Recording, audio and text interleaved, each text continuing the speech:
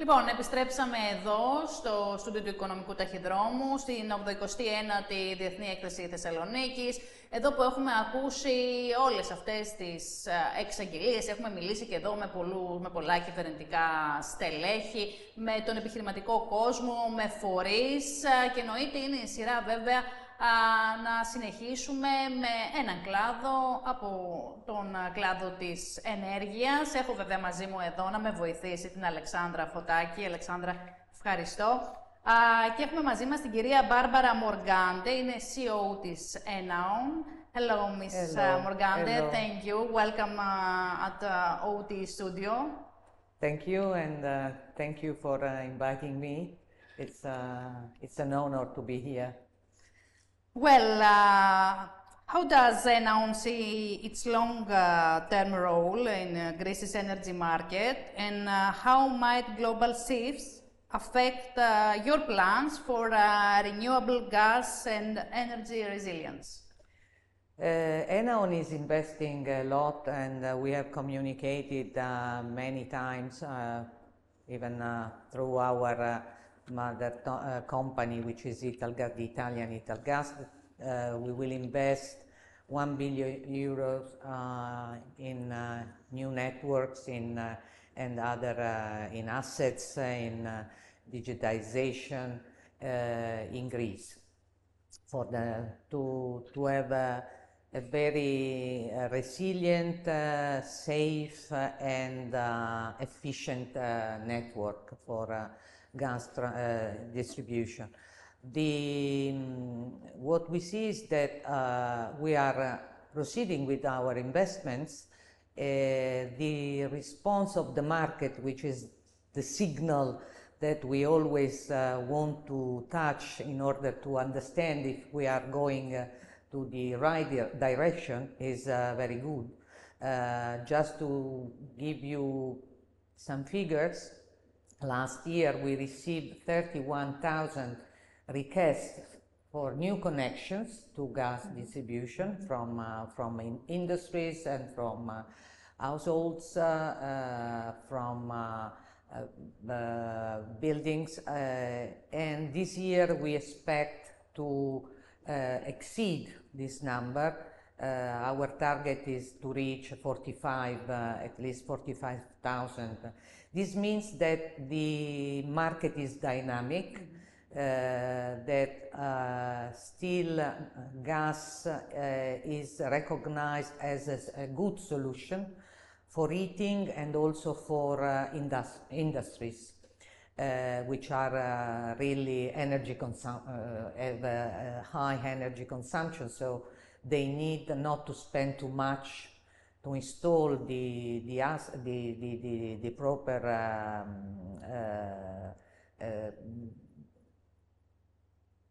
technical equipments and for the consumption itself. Therefore, this is a good signal, as I said before, and we believe that it will be even more attractive when new gases, green gases, will be injected in our network. We are very happy that at the end the ministry, through the ministry, but the government issued the new law for biomethane. We also gave our contribution in the public consultation. RAE has done his work afterwards, and now there is a piece of the process still pending, but they are really working very quickly, so we expect the entire picture and the framework very soon. This will mean that there will be many possibilities to install new production of biomethane, and also to transform the current biogas production plants into biomethane.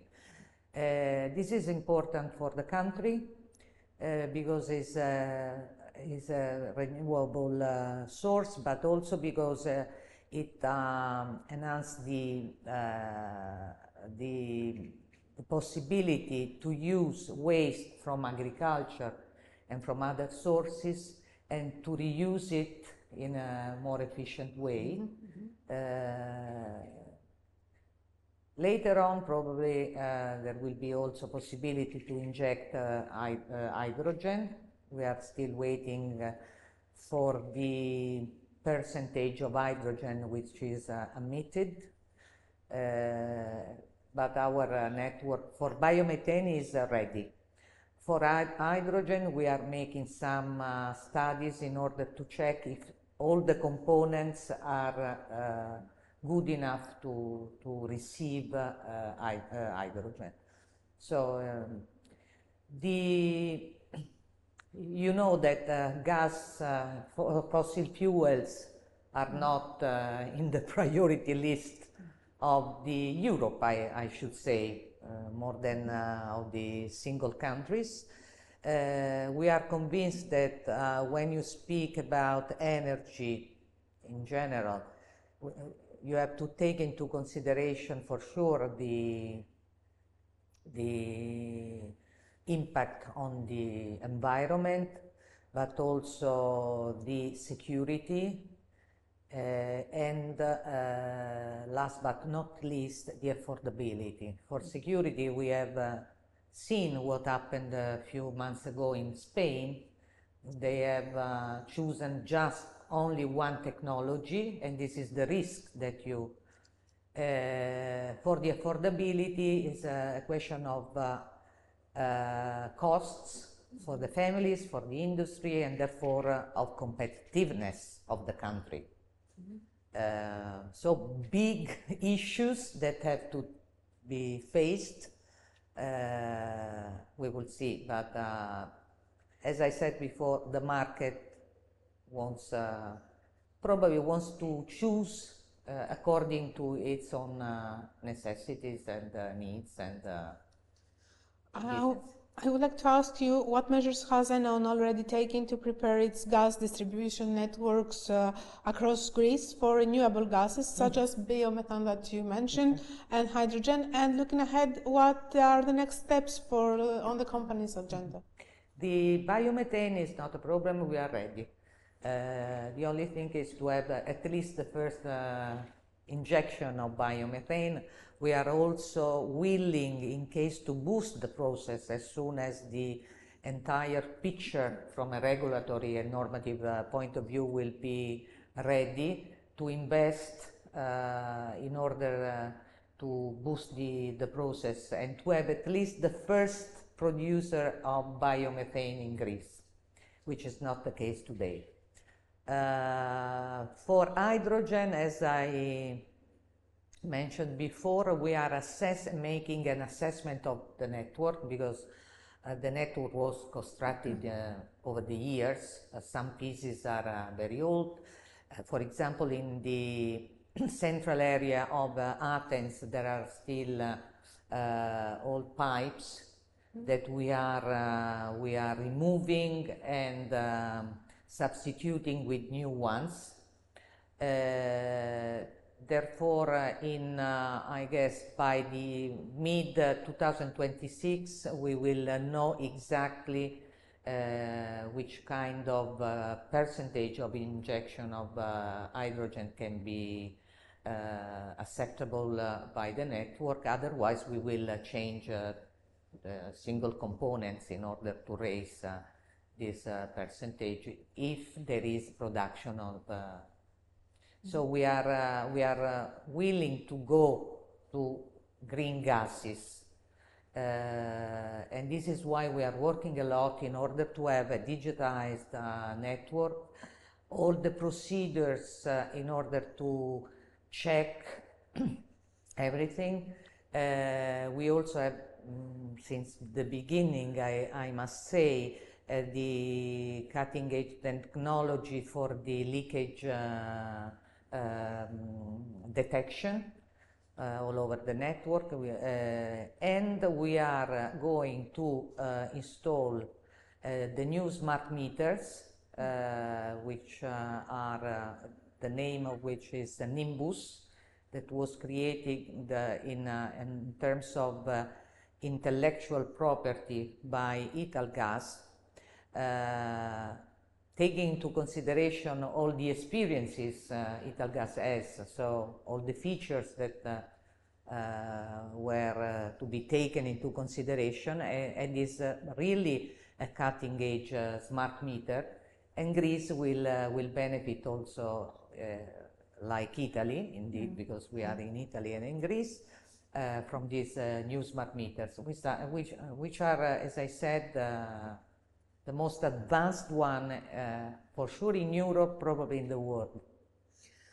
You said that you want to go to these green gases. What are the main technical and regulatory priorities for these transitions, and what challenges and opportunities do you see for a Greek biomethane market?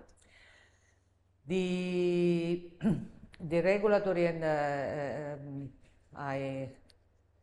I said before, very quickly, there are some steps from the regulatory and normative point of view, but I think that now both the ministry, the government, and the authority have demonstrated that there is the willingness to close this in order to start with having biomethane production in Greece. The opportunity is the circular economy. In Greece there is a lot of agriculture activities, so the waste from agriculture can be used to produce gas, and also it has of course benefits for the environment. I would like to ask you, following the introduction of a unified tariff for residential and commercial consumers, how has the penetration of natural gas progressed across different regions? Has this pricing model helped achieve a fairer, more balanced system? And if so, could you share specific examples? Yes, we started more than 1 year ago with this idea that comes from other experiences in Europe, also in Italy.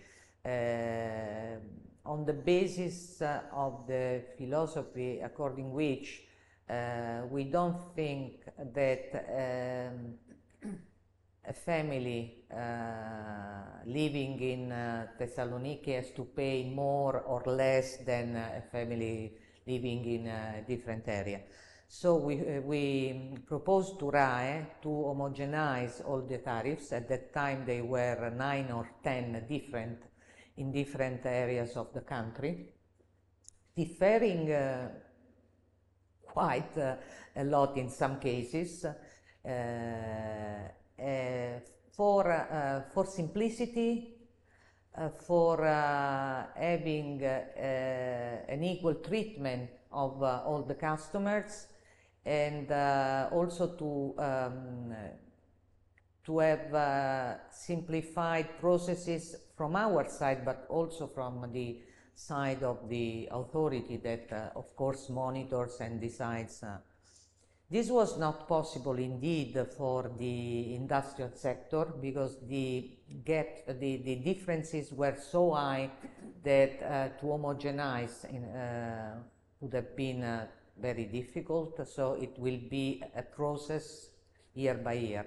But for the industrial, for the residential and commercial, now we have a unified tariff since the end of last year, and I must say it's an improvement of the regulation, and therefore we have also to thank the authority, because they understood. Of course, there were many discussions, negotiations, requests for changing, but at the end they recognized that it was fair to have the same price everywhere in Greece.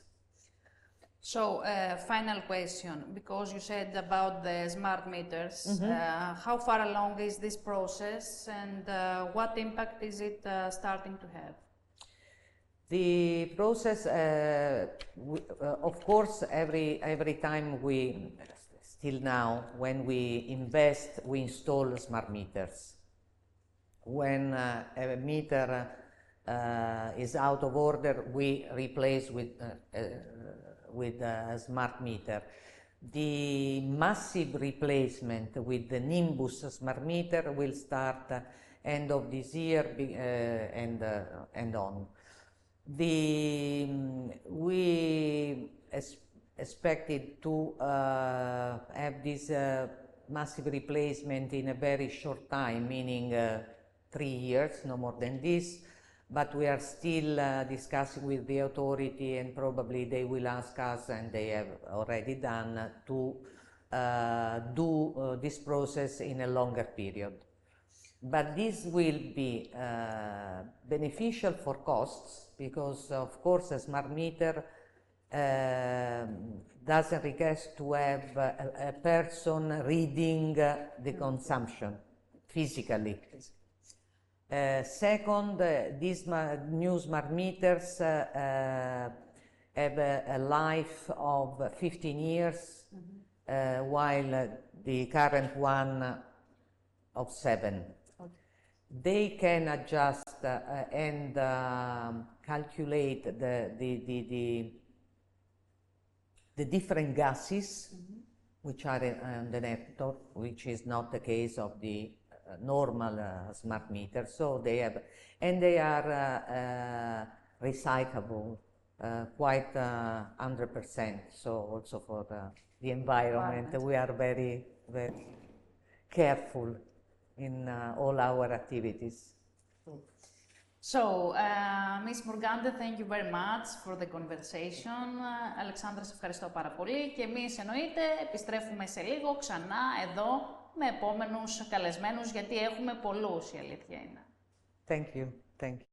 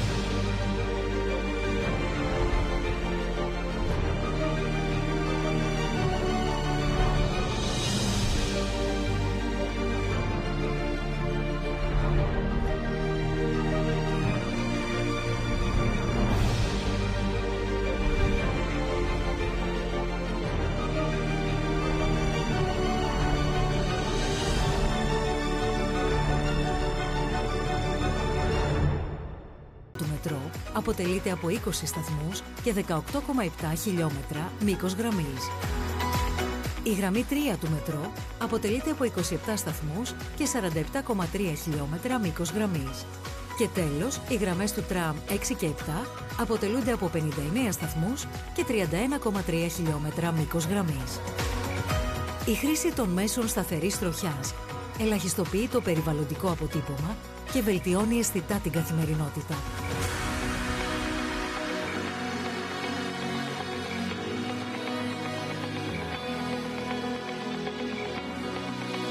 Οι 130 σταθμοί του δικτύου διαθέτουν όλες τις σύγχρονες εξυπηρετήσεις των πλέον προηγμένων δικτύων σταθερής τροχιάς στον κόσμο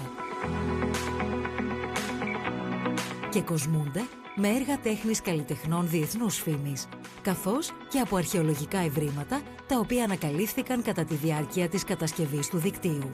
Όραμά μας να αποτελούμε την πρώτη επιλογή βιώσιμης μετακίνησης για τους κατοίκους και τους επισκέπτες της Αττικής.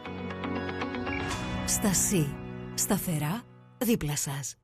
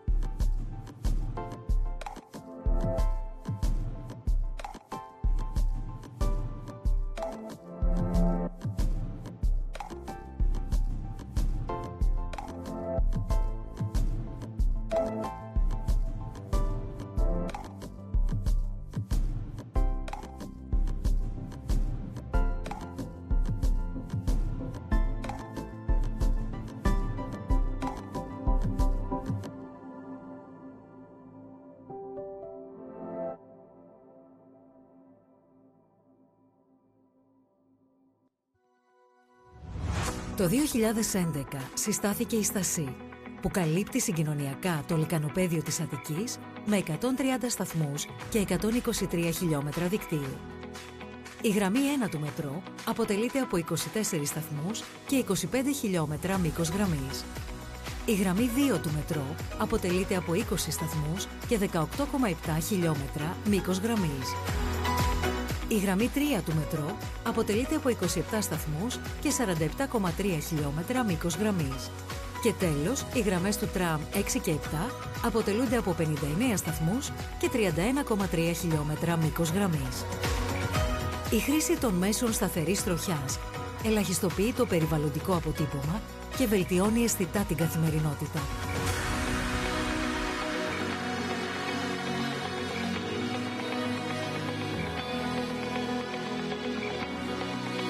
Οι 130 σταθμοί του δικτύου διαθέτουν όλες τις σύγχρονες εξυπηρετήσεις των πλέον προηγμένων δικτύων σταθερής τροχιάς στον κόσμο και κοσμούνται με έργα τέχνης καλλιτεχνών διεθνούς φήμης, καθώς και από αρχαιολογικά ευρήματα τα οποία ανακαλύφθηκαν κατά τη διάρκεια της κατασκευής του δικτύου. Όραμά μας να αποτελούμε την πρώτη επιλογή βιώσιμης μετακίνησης για τους κατοίκους και τους επισκέπτες της Αττικής. Στασή. Σταθερά δίπλα σας.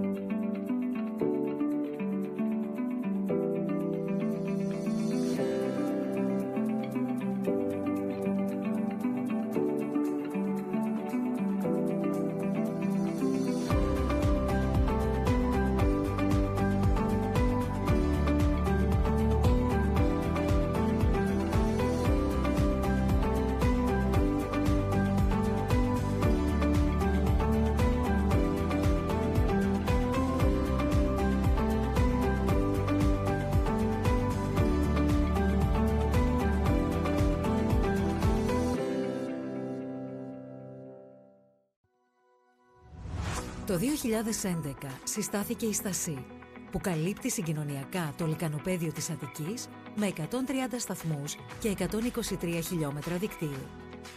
Η γραμμή 1 του μετρό αποτελείται από 24 σταθμούς και 25 χιλιόμετρα μήκος γραμμής. Η γραμμή 2 του μετρό αποτελείται από 20 σταθμούς και 18,7 χιλιόμετρα μήκος γραμμής. Η γραμμή 3 του μετρό αποτελείται από 27 σταθμούς και 47,3 χιλιόμετρα μήκος γραμμής. Και τέλος, οι γραμμές του τραμ 6 και 7 αποτελούνται από 59 σταθμούς και 31,3 χιλιόμετρα μήκος γραμμής. Η χρήση των μέσων σταθερής τροχιάς ελαχιστοποιεί το περιβαλλοντικό αποτύπωμα και βελτιώνει αισθητά την καθημερινότητα.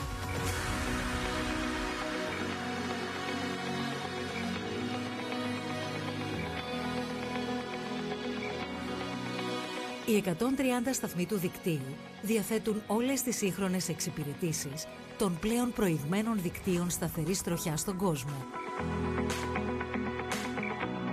και κοσμούνται με έργα τέχνης καλλιτεχνών διεθνούς φήμης, καθώς και από αρχαιολογικά ευρήματα τα οποία ανακαλύφθηκαν κατά τη διάρκεια της κατασκευής του δικτύου. Όραμά μας να αποτελούμε την πρώτη επιλογή βιώσιμης μετακίνησης για τους κατοίκους και τους επισκέπτες της Αττικής. Στασή. Σταθερά δίπλα σας.